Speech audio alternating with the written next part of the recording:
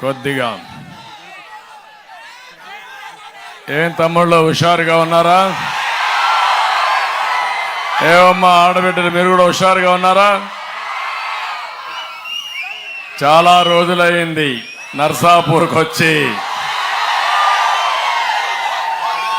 ఈ సెంటర్లో మీటింగ్లు పెట్టడం కూడా నేర్పించింది తెలుగుదేశం పార్టీని. ప్రజాగణానికి వచ్చిన మీ అందరికీ అభినందనలు, ధన్యవాదాలు. ఈరోజు నేను ఇక్కడ వచ్చింది, రేపు జరిగే ఎన్నికల్లో మీరు 2 బటన్లు నొక్కాలి. ఒక బటను కమలం పువ్వు పైన నొక్కి శ్రీనివాస వర్మ గారిని బీజేపీ అభ్యర్థిని గెలిపించాలి. రెండో బటను పక్కనే ఉన్నాడు నాయకర్,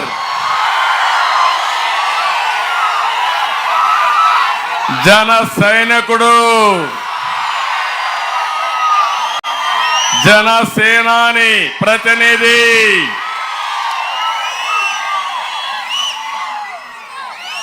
గ్లాస్ పైన నొక్కి నేరుగా గ్లాస్ పోయి జగన్మోహన్ రెడ్డి గుండెల్లో నిలబడాలి. సిద్ధమా తమ్ముళ్ళు? మీరు నేను అడుగుతున్నా, ఏమమ్మా ఆడబిడ్డలు? మనమంతా ఇప్పుడు కీలకమైన సమయానికి వచ్చాం. మనందరి బతుకులు మార్చుకునేందుకు, మన జీవితాల్ని సరిదిద్దుకునేందుకు వచ్చే అవకాశమే రేపు జరిగే ఎన్నికలు. నేను అడుగుతున్నా, ఇక్కడుండే మిమ్మల్ని నర్సాపూర్లో 5 సంవత్సరాలు జలగ పాలన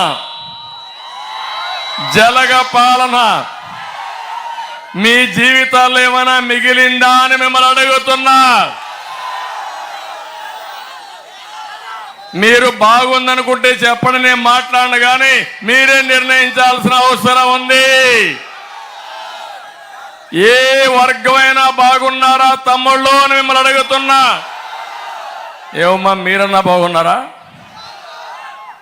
అంటే మన జీవితాలన్నీ కూడా బుగ్గైపోయినాయి. ఈ పిల్లల భవిష్యత్తు అంధకారం అయ్యే పరిస్థితి అవునా కాదా నేను అడుగుతున్నా. చెప్పుకుంటూ పోతే ఈరోజు రేపు కూడా చాలదు. ఇక్కడే ఈ వర్గం ఆ వర్గం అని లేదు, అన్ని వర్గాలు సంక్షోభంలో పడ్డాయా లేదా? ఇబ్బందుల్లో ఉన్నారా లేదా? మీరు మీ ఆదాయం పెరిగిందా? ఖర్చులు పెరిగాయా లేదా? జీవన ప్రమాణాలు తగ్గాయా లేదా? ఏ ప్రభుత్వం అయినా ఖర్చులు తగ్గించి ఆదాయాన్ని పెంచి మీ యొక్క మెరుగైన జీవన ప్రమాణాలు ఇవ్వడం ఆ ప్రభుత్వ లక్షణం. ఈరోజు మీరు చూడండి, నరేంద్ర మోడీ గారి నాయకత్వంలో దేశం దూసుకుపోతా ఉంటే జగన్మోహన్ రెడ్డి రివర్స్ పాలనలో రివర్స్ లో పోతా ఉంది మన రాష్ట్రం. దీనికి మీరు ఆమోదిస్తారా అని మిమ్మల్ని అడుగుతున్నా. తమ్ముళ్ళు, కొన్ని ఉదాహరణలు. ఆంధ్రప్రదేశ్ రైతు, ఏ రైతైనా బాగున్నాడా తమ్ముడు? బాగున్నాడా అని మిమ్మల్ని అడుగుతున్నా. అందరికీ అన్నం పెట్టే రైతు ఎప్పుడో ధవళేశ్వరం బ్యారేజ్ కట్టాడు పుణ్యాత్ముడు కాటన్ ద్వారా. ఇప్పుడు కూడా పేరెత్తగానే ధవళేశ్వరం అనంగానే మీకు గుర్తొచ్చేది ఎవరని మిమ్మల్ని అడుగుతున్నా. కాటన్ ద్వారా. మన దేశస్తుడా? ఒక విదేశా నుంచి పరిపాలించడానికి వచ్చాడు, మన కరువు చూశాడు. కరువు చూసిన తర్వాత ధవళేశ్వరం బ్యారేజ్ కట్టాడు. ఈ 2 జిల్లాలు పూర్తిగా మీరు చూస్తే మీరు ఇబ్బందుల్లో నుంచి బయట వచ్చారు. అది ఆయన చూపించిన చొరవ, మీరు గుర్తుపెట్టుకున్న విధానం.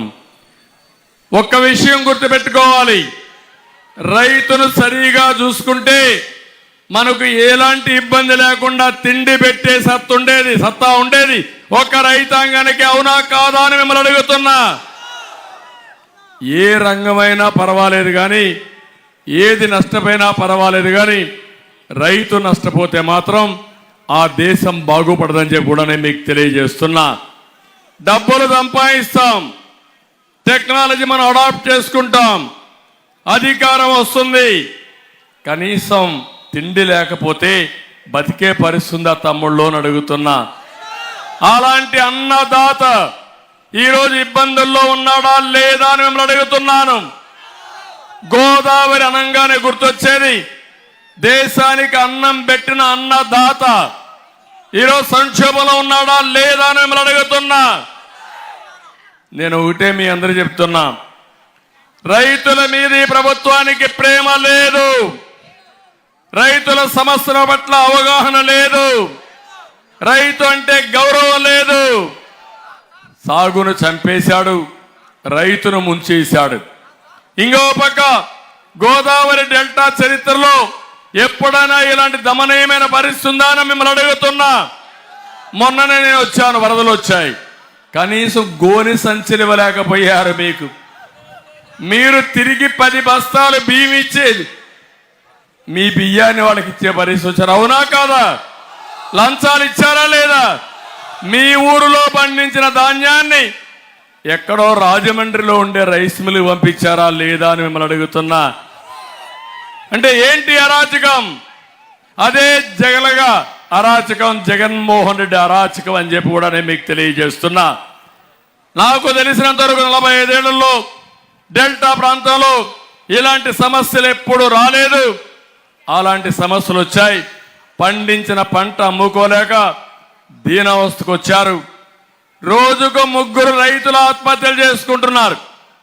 ఇంకో పక్క దేశంలో అప్పుల బాధ తక్కువ ఉంటే మన రాష్ట్రంలో ఉండే రైతాంగం 93% అప్పుల్లో ఉండిపోయే పరిస్థితికి వచ్చారు.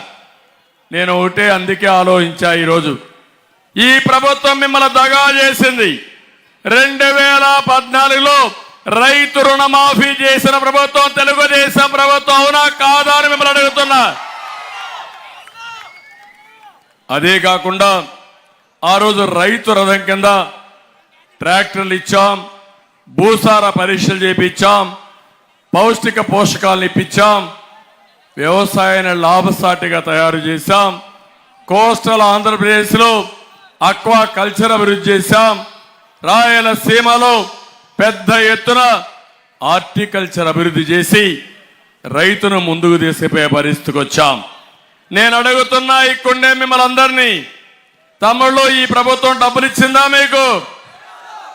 12,500 రూపాయలు ఇస్తామని చెప్పాడా లేదా? ఎన్నికల ముందు ఎంత ఇచ్చాడు? 7,500 ఇచ్చాడు. అది కూడా ఓసారి 1000 లేకుంటే 2,000 అంతే కదా మీకు ఇచ్చింది. కేంద్రం 6,000 రూపాయలు ఇచ్చిందా లేదా మీకు? కేంద్రం 6,000 రూపాయలు ఇస్తే ఈ పెద్ద మనిషి మీకు ఇచ్చింది ముష్టి 7,500 రూపాయలు ఇచ్చి నేను రైతుకు అజ్జేసా ఇజ్జేసా అని ఉదరగొట్టే పరిస్థితికి వచ్చాడు. నేను అడుగుతున్నాను, ఈ ప్రాంతంలో అక్వా రైతు ఎవడైనా బాగున్నాడా తమ్ముళ్ళు అని మిమ్మల్ని అడుగుతున్నా. ఎన్నికల ముందు మీకేం చెప్పాడు? అభివృద్ధి చేస్తాన్నాడా లేదా అని మిమ్మల్ని అడుగుతున్నా. 14-19లో దేశంలోనే అక్వా నెంబర్ 1 చేసిన పార్టీ తెలుగుదేశం పార్టీ.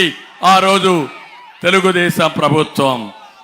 ఈరోజు మీరు చూడండి, ఫీడ్ పెరిగింది, మందులు పెరిగాయి, కరెంటు బిల్లు పెరిగాయి, అన్ని పెరిగాయి. ఏఎంసీ సెస్ పెరిగింది, నీటి పన్ను పెరిగింది, ట్రాన్స్ఫార్మర్ రేట్లు పెంచాడు, ₹1.50 కరెంట్ ఇస్తామని జోన్ నాన్ జోన్ తీసుకొచ్చాడా లేదా? ఇప్పుడు ఎంత కరెంట్ ₹4.50, ₹3.50, ₹4. నేను ఇప్పుడు హామీ ఇస్తున్నా, మళ్ళీ ఎన్డీఏ వస్తానే అక్వా రంగానికి పూర్వ వైభవం తీసుకొస్తాం.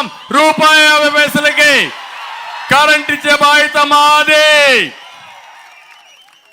మళ్ళీ మేము వస్తానే ఈ అక్వా రంగాన్ని అభివృద్ధి చేసి మిమ్మల్ని అన్ని విధాలా ఆదుకుంటాం. రైతుకు ఒకటే హామీ ఇస్తున్నా, ప్రతి రైతుకు సంవత్సరానికి ఎన్డీఏ 20,000 రూపాయల ఆర్థిక సహాయం ఇచ్చే బాధ్యత మాది. అన్నదాతను ఆదుకుంటాం, రైతును రాజు చేస్తాం. మీకు ఏమాత్రం ఇబ్బందులు లేకుండా మిమ్మల్ని ఆదుకునే బాధ్యత మాదని మరొక్కసారి రైతాంగానికి హామీ ఇస్తున్నా. తమ్ముళ్ళు, ఇక్కడ మా తమ్ముళ్ళు ఉన్నారు, యువత. ఒక్క విషయం, యువత మాట్లాడే మునుపు నేను ఒక విషయం చెప్పాలి మీ అందరికీ. తమ్ముళ్ళు, ఈరోజు మేము 3 పార్టీలు కలిసి ఇక్కడికి వచ్చాం, అవునా కాదా? ఎవరి కోసం అని నేను మిమ్మల్ని అడుగుతున్నా. ఒక పక్క చూస్తే పవన్ కళ్యాణ్ గారు రాష్ట్రం అంటే ఒక అభిమానం ఉండే నాయకుడు, పేదవాళ్ళకు అండగా ఉండాలనే ఆలోచనతో వచ్చిన వ్యక్తి.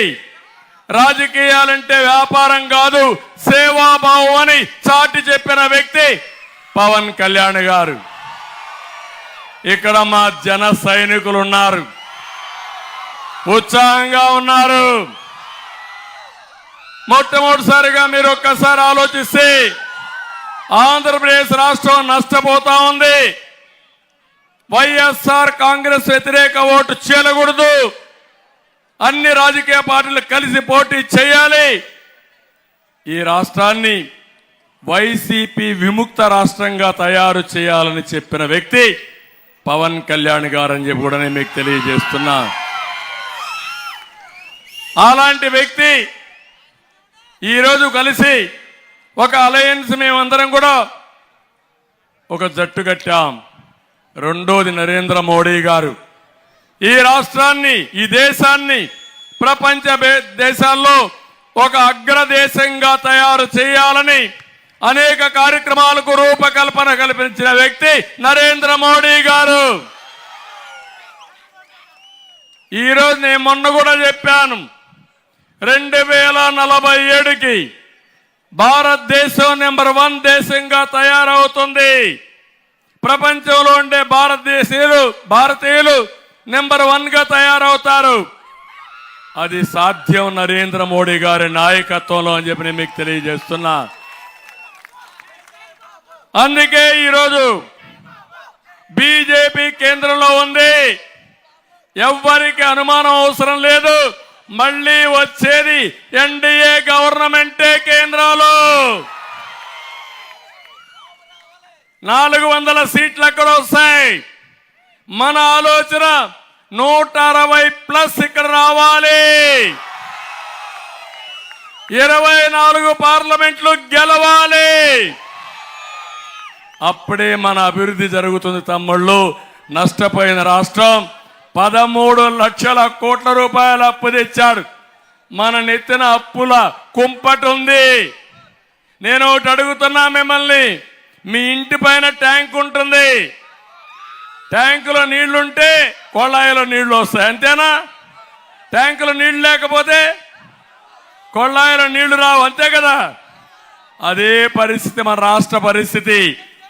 నిన్నే ఖజానా ఖాళీ అయిపోయింది. ఈరోజు 5వ తారీఖు ఉద్యోగస్తులకు జీతాలు వచ్చాయా తమ్ముళ్ళు అని మిమ్మల్ని అడుగుతున్నా. ఉద్యోగాలు చేసినటువంటి పింఛన్ ఇచ్చే వాళ్ళకి పింఛన్లు వచ్చాయా అని మిమ్మల్ని అడుగుతున్నా. నిన్న కూడా వృద్ధులకు వికలాంగులకు పింఛన్లు ఇవ్వలేక డ్రామాలు ఆడి శవ రాజకీయాలు చేసిన నీచుడు ఈ జగన్మోహన్ రెడ్డి అని చెప్పి కూడా నేను మీకు తెలియజేస్తున్నా. ఎందుకు ఈ మాట వాడుతున్నానంటే, ఎప్పుడు కూడా ఈ పార్టీ డిఎన్ఏలో ఉంది శవ రాజకీయం. తండ్రి చనిపోతే తండ్రి లేని బిడ్డను వచ్చి సానుభూతి పొందాడు. బాబాయిని ఈయనే చంపేసి మా తండ్రి పోయాడు, బాబాయ్ లేడు, ఓటేమని అడిగే పరిస్థితి వచ్చాడు. ఈయన చూస్తే నాకు ఒకటి గుర్తొస్తుంది. పాత రోజుల్లో నాగభూషణం అని ఒక సినిమాలో విలన్ ఉండేవాడు, జ్ఞాపకం తమ్ముళ్ళు. వీళ్లే చంపేసి, వీళ్లే దండేసి, వీళ్లే సానుభూతి కోసం ప్రయత్నం చేసి ఆ కేసు ఎదురు వాళ్ళ పైన పెట్టేసి ఆ రకం వీళ్ళు. అవునా కాదా మీరు? నేను అందుకే నిన్న మొన్న చెప్పాను, వైఎస్ఆర్ కాంగ్రెస్ పార్టీ ఫ్యాన్ ఇది, అరిగిపోయింది. తిరిగే పరిస్థితి లేదు. తిరగని ఫ్యాన్ మనకు కావాలన్నా అని మిమ్మల్ని అడుగుతున్నా. ఫ్యాన్ ని ముక్కలు ముక్కలు చేయాలి, డస్ట్బిన్ లో పారేయాలి. అదే సమయంలో జగన్మోహన్ రెడ్డి గొడ్డలు పెట్టుకొని సింబలుగా, ఎందుకంటే గొడ్డలి పోటు ఎదురు తిరిగితే గొడ్డలి వేటు. అదే కదా ఈ రాష్ట్రంలో. ఎవరైనా ఇబ్బందుల్లో లేనివాడు ఎవరైనా ఉన్నారా అని మిమ్మల్ని అడుగుతున్నా. నాలాంటి వాడి జోలికి 40 ఏళ్ళు ఎవడు రాలా. వచ్చాడు బచ్చా, చూపిస్తా, వదిలిపెట్టను. ఏంటో ఆయన ప్లేస్ చరిత్రలో చూపించే బాధ్యత నాది. ఇది పులివెందల కాదు, నర్సాపూర్. నర్సాపూర్ ఎక్స్ప్రెస్ స్పీడ్ పెంచాలి. రాష్ట్రం అంతా హుషారు కావాలి. పవన్ కళ్యాణ్ గారు, అదే మాదిరిగా తెలుగుదేశం పార్టీ, బీజేపీ 3 కూడా జట్టు కట్టిన తర్వాత ఇంకా తిరుగులేదు ఈ స్పీడ్కి. ఉందా తమ్ముళ్ళు అడుగుతున్నా. ఈ ముఖ్యమంత్రిని ఒకటి ఆలోచించండి. మా యువత ఉన్నారు ఇక్కడే. తమ్ముళ్ళు, హుషారైన యువత. ఉద్యోగాలు వచ్చాయా? జాబ్ క్యాలెండర్ పెట్టాడా? మెగా డిఎస్సి వచ్చిందా? ఎవరికైనా ఒక్కడికైనా ఉద్యోగాలు వచ్చాయా? మరి ఎవ్రీడే మాట్లాడతాడు ఈ ముఖ్యమంత్రి. నేను అది చేశా, ఇది చేశా. అందుకే నేను చెప్తున్నా, మళ్ళా జాబు రావాలంటే ఎన్డీఏ రావాలి, పరిశ్రమ రావాలి. అది తెచ్చే శక్తి మాకు తప్ప ఈ జగన్మోహన్ రెడ్డికి లేదు. తమ్ముళ్ళు, 14-19లో పరిశ్రమలు వచ్చాయా లేదా? ఉద్యోగాలు వచ్చాయా లేదా? డిఎస్సి పెట్టామా లేదా? ఈరోజు అలాంటి రాష్ట్రంలో మిమ్మల్ని చూస్తా ఉంటే దేశంలోనే 24% అన్ఎంప్లాయ్మెంట్ ఉండే రాష్ట్రం మన రాష్ట్రం. ఇంకో పక్క, అందుకే నేను చెప్పాను, రేపు భవిష్యత్తులో 20 లక్షల మందికి ఉద్యోగాలు ఇప్పించే బాధ్యత మాది. సంవత్సరానికి 4 లక్షలు.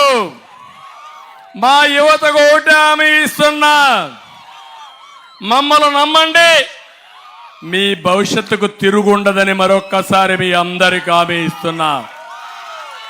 మెగా డిఎస్సి పెడతాం, ఉద్యోగాలు ఇస్తాం, ఇంకో పక్క జాబ్ క్యాలెండర్ ఇస్తాం, సర్వీస్ కమిషన్ లో ఉద్యోగాలను నోటిఫై చేస్తాం. మళ్ళీ హామీ ఇస్తున్నా, ఈ ఉద్యోగం వచ్చే వరకు మీ అందరికి 3,000 రూపాయలు నెలకు నిరుద్యోగ భృతి ఇచ్చే బాధ్యత మాదని మీ అందరికి హామీ ఇస్తున్నా. ఏం తమ్ముళ్ళు, నేనున్నప్పుడు మీకు నిరుద్యోగ భృతి ఇచ్చామా లేదా అని అడుగుతున్నా. ఎప్పుడు కూడా నేను ఒకటి ఆలోచించా, యువత దేశానికి సంపద. బాగా చదువుకొని తర్వాత కూడా ఈ పేదవాళ్ళ దగ్గర కూలి చేసుకునే తల్లిదండ్రులపైన మీరు ఆధారపడితే మిమ్మల్ని చూసి వాళ్ళు ఎంత బాధపడతారో మీరు అర్థం చేసుకోవాలి. అందుకే ఒకటే హామీ ఇస్తున్నా, ఎన్డీఏ మేము భరోసా ఇస్తున్నాం, ప్రతి ఒక్క తమ్ముడికి ఉపాధి కల్పిస్తాం. ఈ నర్సాపూర్లో ఉండేవాళ్ళు సగం మంది హైదరాబాద్, బెంగళూరు, అమెరికాలో ఉన్నారు. ఇక్కడే కొవ్వాలి ఎతిరాజు రామ్మోహన్ నాయుడు ఉన్నాడు, మొన్నే అమెరికాకు పోయాడు. మళ్ళా నా మీటింగ్ ఉందని మళ్ళా పరిగెత్తా వచ్చాడు. ఒక 2 ఏళ్లలో 30 సార్లు అక్కడికి ఇక్కడికి తిరిగేశాడు. అంటే అమెరికా నర్సాపూర్ ఎట్లుందంటే నర్సాపూర్ భీమవరం మారిగా తయారైంది. అలాంటి మీలో సమర్థులు ఉన్నారా లేదా అని మిమ్మల్ని అడుగుతున్నా. ఇప్పుడు ఉద్యోగాలు వచ్చే 5 ఏళ్లలో కానీ ఒకటి మాత్రం తెచ్చాడు. ఏం తెచ్చాడో గెస్ చేయండి. ఏం తమ్ముళ్ళు గంజాయి తెచ్చాడా లేదా ఇక్కడ? జే బ్రాండ్ లిక్కర్ తెచ్చాడా లేదా ఇక్కడ? డ్రగ్స్ వచ్చాయా లేదా ఈ ఊరికి? తమ్ముళ్ళు, మా తమ్ముడు రెడీగా ఉన్నాడు, క్వార్టర్ బాటిల్ తెచ్చాడు. ఏంటి అరాచకం? ఒకప్పుడు క్వార్టర్ బాటిల్ నేనున్నప్పుడు 60 రూపాయలు, ఇప్పుడు 200 రూపాయలు. ఆ మద్యం షాపులో క్యాష్ పేమెంట్ ఉంది కానీ డిజిటల్ పేమెంట్ ఉంది తమ్ముళ్ళు. ఆన్లైన్ డబ్బులు తీసుకుంటున్నారా? తోపుడు బండి, కిరాణా కొట్టు చిల్లర తీసుకోరు, కానీ మన జలగ మాత్రం చిల్లర తప్ప వేరే తీసుకోడంటే మీరు అర్థం చేసుకోవాల్సిన అవసరం ఉంది. ఎవరికి పోతుంది 140 రూపాయలు? జగన్మోహన్ రెడ్డికి అవునా కాదా? అది కిక్కు కూడా ఇవ్వదు. ఇంకొక క్వార్టర్ వేసుకోవాలి, అది వేసుకుంటే ఇంకొక 200 రూపాయలు అవుట్.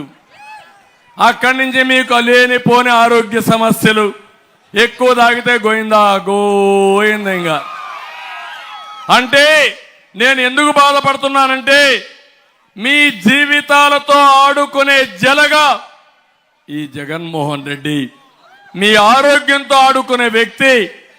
ఇప్పుడు ఏ కిరాణా కొట్టుకెళ్ళినా గంజాయి ఉందా లేదా తమ్ముళ్ళు? ఉందా లేదా? ఆ గంజాయి అమ్మేది కూడా వైఎస్ఆర్ కాంగ్రెస్ నాయకులే. దానికి అండ కూడా ఇక్కడుండే ఎమ్మెల్యేది. ఎక్కడికి పోతున్నారో నాకైతే అర్థం కాల.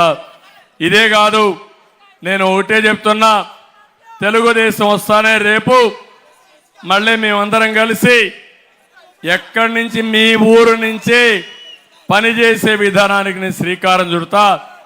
వర్క్ ఫ్రమ్ హోమ్, ఎక్కడికెక్కడ మండల కేంద్రాల్లో వర్క్ స్టేషన్లు కట్టి ప్రపంచంలో ఉండే అన్ని కంపెనీలు తీసుకొచ్చి మీరు డబ్బులు సంపాదించే మార్గం చూపించే ఆలోచన మాదని మరొకసారి మీకు హామీ ఇస్తున్నా. ఇది అసాధ్యం కాదు, ఇది సాధ్యం. ఇప్పుడు చాలా మంది గ్రామాల్లోనే పనిచేసే పరిస్థితికి వచ్చారు. ఇప్పుడే మా తమ్ముడు అడుగుతున్నాడు ఇసుక. ఇప్పుడే దారిలో వస్తా ఉంటే చూశాను నేను. దారిలో వస్తా ఉంటే డిఎస్సి కోసం కొంతమంది మెమరాండం ఇచ్చారు.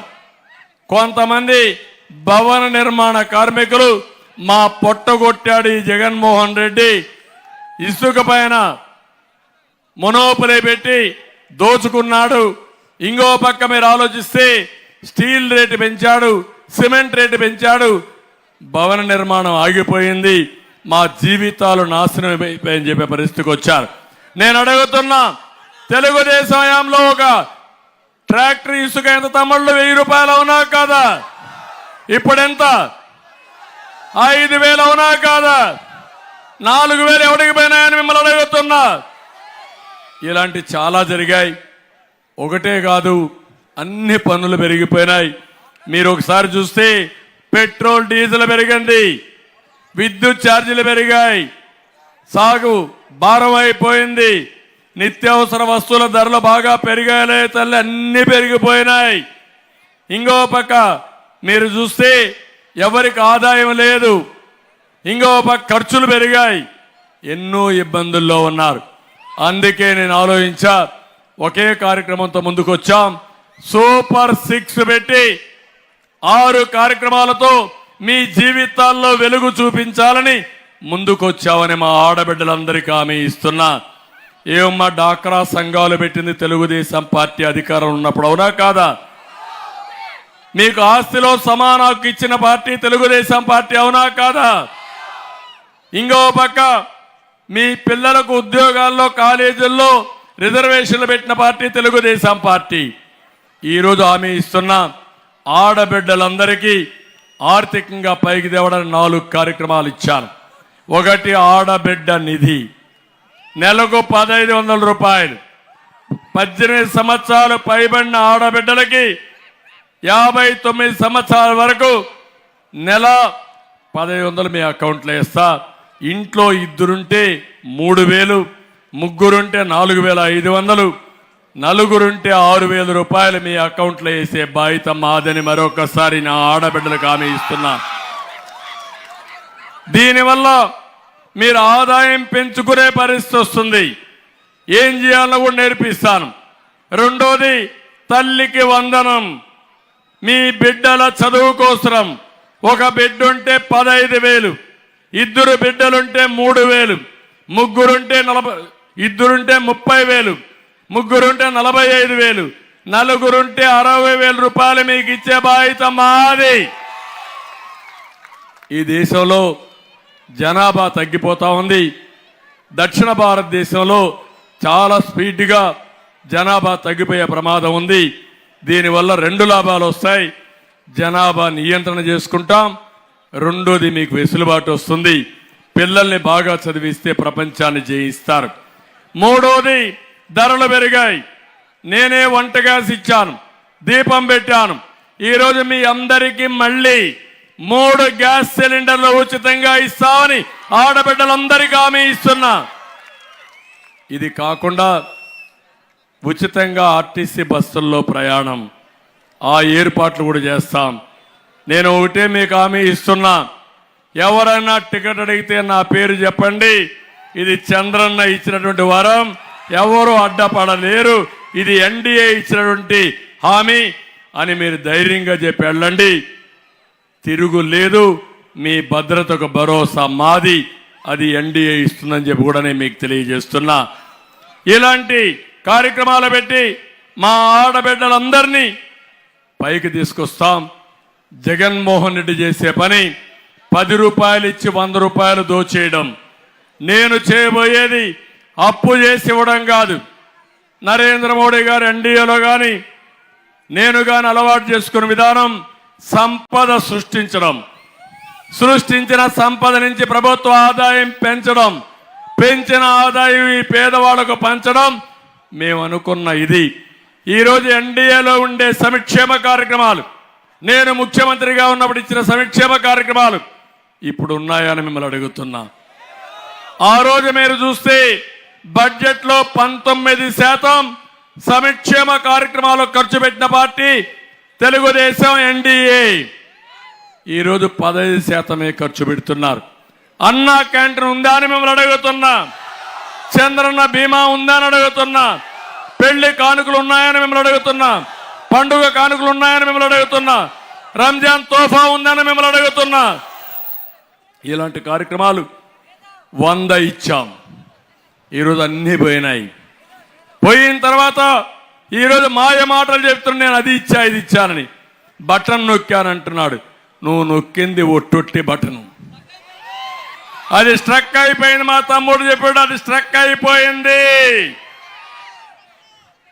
అలాంటి ఒట్టొట్టే బటన్లు నేను నొక్కను. అంతేకాకుండా ఒకటి హామీ ఇస్తున్నా, సంపాదించిన సంపదలో 20 రూపాయలు మీకు ఇచ్చి అందు నుంచి 2,000 రూపాయలు సంపాదించే మార్గం, 20,000 రూపాయలు సంపాదించే మార్గం, 2 లక్షల రూపాయలు సంపాదించే మార్గం నేర్పించే బాధ్యత మాదని మీ అందరికీ హామీ ఇస్తున్నా. ఇది అసాధ్యం కాదు, ఇది సాధ్యం. చేసి చూపిస్తామని కూడా నేను మీ అందరికీ హామీ ఇస్తున్నా. ఈరోజు ఒక విషయం ఇక్కడ అడుగుతున్నా. ఆటోమొబైల్ ఉంది ఇక్కడ. ఏం తమ్ముళ్ళు, ఏ ఆటో డ్రైవర్ అయినా ఆనందంగా ఉన్నాడా అని మిమ్మల్ని అడుగుతున్నా. పెట్రోల్ డీజిల్ పెరిగిందా లేదా అని మిమ్మల్ని అడుగుతున్నా. 1 లీటర్కి 11 రూపాయలు పెరిగింది. కొన్ని రాష్ట్రాల కంటే మన దగ్గర ఇంకా ఎక్కువ పెరిగింది. 5 లీటర్ల పెట్రోల్ వాడితే రోజుకు 55 రూపాయలు అదనంగా ఖర్చు అవుతుంది. ఈ విధంగా మీరు చూస్తే సంవత్సరానికి దగ్గర 20,000 రూపాయలు పెరిగిన పెట్రోల్ డీజిల్కే ఖర్చు పెడుతున్నారు. ఏం తమ్ముడు, ఏ రోడ్డు అయినా బాగుందా? బాగుందా అని మిమ్మల్ని అడుగుతున్నా. మట్టేసాడా అని అడుగుతున్నా. 1 రోడ్డుకి సిమెంట్ వేసాడా అని అడుగుతున్నా. లేకుంటే గుంతలు పూడ్చాడా అని మిమ్మల్ని అడుగుతున్నా. అదే తెలుగుదేశం పార్టీలో ఎప్పుడైనా ఏ రోడ్లైనా గుంతలున్నాయా అని మిమ్మల్ని అడుగుతున్నా. మళ్ళీ రోడ్లు బాగుండాలంటే ఎన్డీఏ రావాలా లేదా? రావాలా లేదా? దీని మీద ఒక్కొక్క ఆటో రిపేర్ వస్తే 5,000, 10,000 రూపాయలు ఖర్చు అయిపోతా ఉంది. ఇంకో పక్క ఎక్కడ చూసినా పెనాల్టీల బాధుడు, బీమా లేదని, కాకి చొక్కా లేదని, స్పీడ్ అని, రాంగ్ రూట్ అని, ఫిట్నెస్ సర్టిఫికెట్ అని భారీగా జరిగిన వాళ్ళు ఇస్తున్నారు. వాళ్ళకిచ్చేది 10,000. 7 లక్షల మంది ఆటో డ్రైవర్లుంటే ఇచ్చేది 2,10,000 మందికి. దీనివల్ల ఆదాయం 2,000 కోట్లు, తిరిగి ఇచ్చేది 200 కోట్లు. అదే జలగ ప్రభుత్వం. దోచింది 2,000, ఇచ్చింది 200 అంటే 10% తమ్ముళ్ళు. అది మీరు అర్థం చేసుకోవాలి. ఇలాంటి ప్రభుత్వం మంచిది కాదని చెప్పి కూడా నేను మీకు తెలియజేస్తున్నా. దీనికి తోడుగా గ్రీన్ ట్యాక్స్ వేశాడు. ఆటోమొబైల్ రంగం పూర్తిగా క్షీణించిపోయింది, దివాలా తీసింది. నేను ఒకటే మీ అందరికీ హామీ ఇస్తున్నా, మళ్ళీ ఈ రంగాన్ని బాగు చేసే బాధ్యత మాది. న్యాయం చేస్తాం. అన్ని రంగాలు సర్వనాశనం అయిపోయినాయి, అన్ని వ్యవస్థలు పతనావస్థకు వెళ్ళాయి. ఈ రాష్ట్రంలో బాగుపడింది ఒక్క జగన్మోహన్ రెడ్డి ఒక్కడే. ఇక్కడ అందరం మునిగిపోయా, అవునా కాదా? నేను అందుకే అడుగుతున్నా మిమ్మల్ని. జగన్మోహన్ రెడ్డి ఇప్పుడు తిరుగుతున్నాడు సిద్ధమని, ఇప్పుడు కొత్తగా వచ్చాడు మేము సిద్ధమని. నేను మిమ్మల్ని అడుగుతున్నా, మేము కూడా నర్సాపూర్లో సిద్ధం జగన్మోహన్ రెడ్డిని ఓడించడానికి. అవునా కాదా తమ్ముళ్ళు? మిమ్మల్ని అడుగుతున్నా. అందుకే మా బాధ్యత మేం చేస్తున్నాం. 3 పార్టీలు కూడా ఒకే ఆలోచన. 3 జెండాలు వేరే కావచ్చేమో కానీ అజెండా ఒకటే. ఆ అజెండా ఈ రాష్ట్రాన్ని బాగు చేయడం, మీ జీవితాల్లో వెలుగు తీసుకురావడం. మీరు ఈ విషయాలు ఆలోచించాలి. ప్రతి ఒక్క ఇంట్లో కూర్చోండి. మీరు, మీ కుటుంబ సభ్యులు, మీ స్నేహితులు, మీ బంధువులు ఇంట్లో ఆలోచించండి, రచ్చబండ్లో ఆలోచించండి, బస్సుల్లో ప్రయాణం చేసి ఆలోచించండి. మళ్ళా మీ పిల్లలకు భవిష్యత్తు ఉండాలంటే ఎన్డీఏ తప్ప వేరే ఆల్టర్నేటివ్ లేదని మీ అందరికీ తెలియజేస్తున్నా. ఇక్కడ నర్సాపూర్ ఎమ్మెల్యే ఉన్నాడు, ముదునూరి. చాలా మహాముదురు, మామూలు ముదురు కాదు ఇతను. సర్వం దోచేసినటువంటి మహాముదురు. ఏటిగట్టు పనులు నాసిరకం చేశాడా లేదా? కొట్టుకొని పోయినాయా లేదా? అవన్నీ మెడికల్ కాలేజ్ వస్తుందంటూ అందరిని నమ్మించి రియల్ ఎస్టేట్ వ్యాపారం చేశాడు. కాలేజ్ వచ్చిందా? వస్తుందా కాలేజీ మీకు? మళ్ళీ ఇక్కడ నాయకుడిని గెలిపించండి. తెలుగుదేశం పార్టీ సైనికులు ఉన్నారు. ఇక్కడే షరీఫ్ గారు ఉన్నారు, ఎప్పటి నుంచో పార్టీలో పాలిట్ బ్యూరో మెంబర్గా కూడా ఉన్నాడు. నేను ఒకసారి ఆలోచిస్తే ఎన్ని ఇబ్బందులు వచ్చినా నీతి నిజాయితీగా పార్టీ పెట్టినప్పటి నుంచి పార్టీ జెండా మోసిన నాయకుడు షరీఫ్ గారు అని చెప్పి కూడా నేను మీకు తెలియజేస్తున్నా. అలాంటి వ్యక్తిని చూసినప్పుడు నాకు అనిపిస్తుంది, ఈరోజు ఇక్కడ ఎవరైతే కోవల్ నాయుడు కానీ రామరాజు గారు కానీ పార్టీకి అనలేని సేవలు చేస్తున్నారు. నాకు ప్రాణ సమానమైన తెలుగుదేశం పార్టీ కార్యకర్తలు కూడా జెండా మోస్తూనే ఉన్నారు. అధికారంలో ఉన్న, ప్రతిపక్షంలో ఉన్న, మిత్రపక్షాలకు సీట్లు ఇచ్చిన జెండాలో మోసిన మా కార్యకర్తల్ని జీవితంలో ఎప్పుడూ మర్చిపోలేను. మీ త్యాగం వృధా కాదు. నేను అండగా ఉంటా, మేమందరం కూడా అండగా ఉంటాం. 3 పార్టీల నాయకులకి కార్యకర్తలకు ఒకటే విజ్ఞప్తి చేస్తున్నాం. కేంద్రంలో రాష్ట్రంలో 2 ప్రభుత్వాలు ఉంటాయి. నాయకులకు కార్యకర్తలకి తగిన గుర్తింపు, మీకు న్యాయం చేసే బాధ్యత మాదని మరొక్కసారి మీ అందరికీ హామీ ఇస్తున్నా. ఈరోజు ఇక్కడికి వచ్చినప్పుడు సెంటు పట్టాలు రైతు వద్ద తక్కువ ధరకొని కడాన సెంటు పట్టాలో కూడా లంచం మెక్కేసిన వ్యక్తి ఈ మహాముదురు. అవునా కదా? చేశాడా లేదా? ఇంకో పక్క ఈరోజు మీరు చూస్తే అక్రమ రవాణాతో ఇసుక ఎంత సంపాదించాడు తమ్ముళ్ళు? ఎన్ని కోట్లు లెక్కేలేదు, లెక్కేయలేము. కనీసం ఒక 30 కోట్లు ఉంటుందా? 30 ఇచ్చిన 30 కోట్లు ఒక ఇసుకలో కొట్టేసిన మహాముదురు మీ ఎమ్మెల్యే. లేఅవుట్ వేయాలంటే ఎమ్మెల్యే కప్పం కట్టాలా లేదా? ఎప్పుడైనా ఉందా ఇలాంటి ఆనవాయితీ? అంటే జగన్మోహన్ రెడ్డి, నువ్వు ఇచ్చిన చనువిది, నువ్వు నేర్పించిన విద్య, అది గుర్తుపెట్టుకోమని కూడా కోరుతున్నా. నేను ఒకటే చెప్తున్నాను, ఈ గవర్నమెంట్లో ఇష్టానుసారంగా ప్రజల ఆస్తులు మేసిన ప్రతి ఒక్క వ్యక్తిని కక్కించే బాధ్యత, వాళ్ళందరిపైన యాక్షన్ తీసుకునే బాధ్యత మాది. సముద్రపు కోతకు గురవుతున్న పెదమైన వాని లంక గ్రామానికి ప్రొటెక్షన్, మన రక్షణ వాళ్ళు కావాలన్నారు. తప్పకుండా గోడ నిర్మిస్తాం. మత్స్యకారులకు మళ్ళీ హామీ ఇస్తున్నా. ఇక్కడ ఎమ్మెల్యే కూడా మత్స్యకారులు ఎమ్మెల్యే ఉన్నాడు, క్యాండిడేట్ ఉన్నాడు. వలలు, బోట్లు, డీజిల్ సబ్సిడీస్ అన్నీ పునరుద్ధరిస్తాం. పేరుపాళెం బీచ్తో పాటు చుట్టుపక్కల ప్రాంతాలని పర్యాటక కేంద్రంగా ఏర్పాటు చేయాలన్న ఆలోచన నా కళ. ఇది తప్పకుండా చేస్తామని కూడా హామీ ఇస్తున్నా. పశ్చిమ గోదావరిపై బ్రిడ్జి నిర్మాణానికి చర్య తీసుకుంటాం. వశిష్ఠ గోదావరిపై బ్రిడ్జికి, అదే మరి బియ్యపు తిప్ప షిప్పింగ్ హార్బర్ నిర్మాణం చేయాలి. ఎప్పటి నుంచో ఉంది. దీన్ని చేసి ఈ ప్రాంతాన్ని అభివృద్ధి చేయాల్సిన అవసరం ఉంది, చేస్తాం. పేదలకు ఏదైతే మీకు ఇంటి జాగాలు ఎక్కువగా ఇబ్బంది ఉంది, నేను ఒకటే హామీ ఇస్తున్నా, 2 సెంట్ల భూమి మీకు ఇచ్చే బాధ్యత మాదని మీ అందరికీ హామీ ఇస్తున్నా. ప్రతి ఇంటికి తాగునీరు, ఇప్పుడే చెప్పారు, నీటి సమస్య ఎక్కువ ఉంది, అందుకే హామీ ఇస్తున్నా. ఇక్కడ ఎక్కువ చెరువుల ట్యాంకులు ఉన్నాయి, భూగర్భ జలాలు కూడా సరిగా ఉండవు. దీనికి తోడుగా వాటర్ స్కీమ్స్ అన్ని కూడా లేని పరిస్థితి వస్తుంది. అందుకే నేను ఇచ్చే హామీ, మీ అందరికీ తప్పకుండా వాటర్ స్కీమ్ పెడతాం. అందరికీ సురక్షిత మంచినీళ్ళు ఇచ్చే బాధ్యత, ఇంటింటికి కొళ్ళాయి ద్వారా నీళ్ళు ఇచ్చే బాధ్యత మేము తీసుకుంటామని మీ అందరికీ హామీ ఇస్తున్నా. టౌన్లోకి వస్తే ఏదైతే ఇక్కడంతా కూడా ఒక ముఖ్యమైన సమస్య మీకు ఉంది, భూగర్భ ఏదైతే అండర్ గ్రౌండ్ డ్రైనేజ్ ద్వారా 2 కూడా తాగునీరు, మురుగునీరు కలిసిపోతున్నాయి. దీనివల్ల కంటామినేషన్ పెరుగుతుందని చెప్పారు. తప్పకుండా హామీ ఇస్తున్నా, అండర్ గ్రౌండ్ డ్రైనేజ్ పూర్తి చేసే బాధ్యత కూడా మేము తీసుకుంటాం.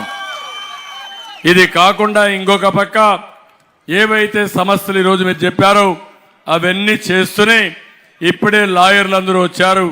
ఎప్పుడు కోర్టులో ఆర్గ్యూ చేసే లాయర్లు ఇప్పుడు ప్రజా కోర్టు కూడా వచ్చారు. కొత్తగా ఒక చట్టం తీసుకొచ్చారు, ఏపీ భూ హక్కుల చట్టం 27. దీనివల్ల తమ్ముళ్ళు ఇప్పుడు ప్రభుత్వ ఆస్తులే తాకట్టు పెట్టాడు, రేపటి నుంచి మీ ఇండ్లు, మీ భూమి కూడా తాకట్టు పెట్టేస్తాడు. ఈ దుర్మార్గుడు ఆ పరిస్థితికి వస్తాడు. ఈ చట్టం వస్తే ఎవరి ఆస్తులకు రక్షణ లేదు. బ్రిటిష్ వాళ్ళు చేయలేని పని ఈ దుర్మార్గుడు చేసే పరిస్థితికి వచ్చాడు. ఇది చాలా ప్రమాదకరమైన చట్టం. మొన్నే మీరు చూశారు, ఒంటిమిట్ట ఒక చేనేత కార్మికుడు భూమి 4 ఎకరాలుంటే ఆ భూమి ఆయనకు హక్కుంటే అప్పులైనాక అమ్మేద్దాం అనుకున్నాడు. అమ్మేయాలని చూస్తే దుర్మార్గులు రికార్డు మార్చేశారు. రికార్డు మారిస్తే తిరిగాడు, అప్పులు చేశాడు, లంచాలు ఇచ్చాడు, ఎవరో పట్టించుకోలేదు. జీవితమైన ఆస్వదులుకొని రైల్వే లైన్ కింద పడుకొని ప్రాణత్యాగం చేశాడు. అది చూసిన తర్వాత వాళ్ళ ఇంట్లో భార్య, కూతురు విషం దాగి చనిపోయారు. రేపు కూడా మనకైతే అదే. ఇలాంటి చట్టాలు వస్తే, ఇలాంటి రాక్షసుడు ముఖ్యమంత్రిగా ఉంటే, ఇలాంటి ఈ ముఖ్యమంత్రిని ఏ భాషలో తిట్టాలి నాకైతే అర్థం కాదు. రాక్షసుడు అనాలనా, నరరూప అంత కూడా అనాలనా, లేకుంటే సైకోనా, లేకుంటే ఏం మనిషో నాకైతే అర్థం కాల. మీకేమైనా అర్థమైందా తమ్ముళ్ళు అని మిమ్మల్ని అడుగుతున్నా. మీరు ఒకటే గుర్తుపెట్టుకోండి, ఏదో అరెస్ట్ చేస్తే చంద్రబాబు నాయుడు అరెస్ట్ చేశారు మాకెందుకు అనుకుంటే, నన్ను అరెస్ట్ చేస్తేనే, పవన్ కళ్యాణ్ అరెస్ట్ చేస్తేనే దిక్కు, లేకపోతే మీరు ఒక దిక్కు తమ్ముళ్ళు అని మిమ్మల్ని అడుగుతున్నా. అంటే సామాన్య ప్రజానీకానికి రక్షణ ఉందా అని మిమ్మల్ని అడుగుతున్నా. ఇక్కడ కూడా నేను చెప్తున్నా, పోలీసులు ఇప్పుడు కూడా కేసులు ఎమ్మెల్యేలు చెప్తే ఇష్టానుసారంగా టీడీపీ, బీజేపీ, జేఎస్పీ కార్యకర్తల పైన కేసులు పెడుతున్నారు. నేను ఒకటే చెప్తున్నా, ధర్మం ప్రకారం పనిచేయండి, చట్ట ప్రకారం పనిచేయండి. ఎన్నికలు వచ్చేసాయి, 40 రోజులు కూడా లేదు, 39 రోజులే ఎక్స్పైర్ అయిపోయిన మెడిసిన్ ఇది. జగన్మోహన్ రెడ్డి పవర్ అయిపోయింది, ఉండదు. ప్రజల్లో తీవ్రమైన వ్యతిరేకత ఉందా లేదా అని మిమ్మల్ని అడుగుతున్నా. అదే ఇంకొక విషయం హెచ్చరిస్తున్నా మిమ్మల్ని అందరినీ, ఏమాత్రం అజాగ్రత్త చూపించినా, ఏమవుతుందనే ఆలోచన వచ్చినా ఒకే మార్గం, మీకు రాబోయే రోజుల్లో బానిసలుగా బతకడం, ఆయన చెప్పింది చేయడం. అలాంటి దరిద్రమైన రాజకీయాలు చేస్తున్నాడు. అందుకే నా పంతం సైకో పోవాలి, రాష్ట్రం బాగుపడాలి. అందుకే మేము ముగ్గురం కలిసి వచ్చాం మీ దగ్గరికి. ఈ రోజు నుంచి చర్చ జరగాలి. 13వ తారీఖు పోలింగ్ బూత్ పోయే వరకు మీరు అందరూ ఆలోచించాలి.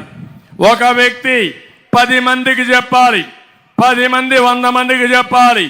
ఎవరికైనా తెలియకపోతే పదే చెప్పాలి. ఇతను ఇచ్చేది 10 రూపాయలు, దోచేది 10 రూపాయలని ఉదాహరణతో చెప్పి రాష్ట్రాన్ని కాపాడుకోవడంలో మీ బాధ్యత మీరు నెరవేర్చండి, మా బాధ్యత మేము నెరవేరుస్తామని మరొకసారి పిలిపిస్తున్నా. దానికోసమే మీ అందరి సహకారం కావాలి. ఆ సహకారం చేయమని, మళ్ళీ మేము చేసే కృషి మళ్ళా మీరు ఒక్కసారి ఆలోచించాలని. ఈరోజు మత్స్యకారుడు సముద్రంలో చనిపోతే వెంటనే పరిహారం ఇవ్వాలని ఇప్పుడు కోరారు. తప్పకుండా మత్స్యకారుల్ని పూర్తిగా ఆదుకునే బాధ్యత, వాళ్ళకు ప్రత్యేకమైన పాలసీ ఇచ్చే బాధ్యత మేము తీసుకుంటామని మరొక్కసారి మీకు కోరుకుంటూ, మీ అందరూ చూపించిన అభిమానానికి చాలా రోజుల తర్వాత నర్సాపూర్కి వచ్చా. మీ అభిమానం ఏమీ తగ్గలేదు. మీ అభిమానాన్ని నా గుండెల్లో పెట్టుకుని నర్సాపూర్కి అండగా ఉంటానని మరొక్కసారి తెలియజేసుకుంటూ అందరికీ నమస్కారాలు. జై Hind. You ready? Psycho, psycho, psycho,